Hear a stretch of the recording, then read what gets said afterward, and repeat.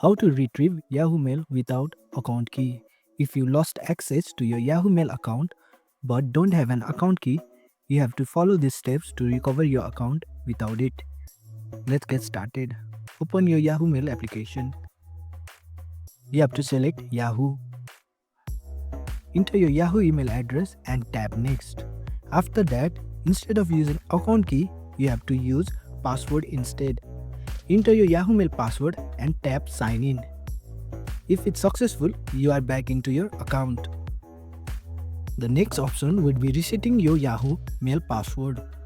While signing in the page, you have to tap on Forget Password. You have to select a recovery method like phone number or recovery email.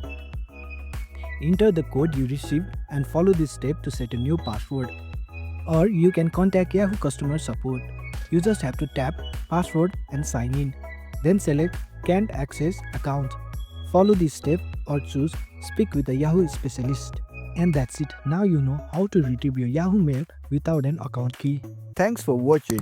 If you found this helpful, give it a thumbs up and consider subscribing for more tutorials. Drop a comment if you have question or suggestion for future videos.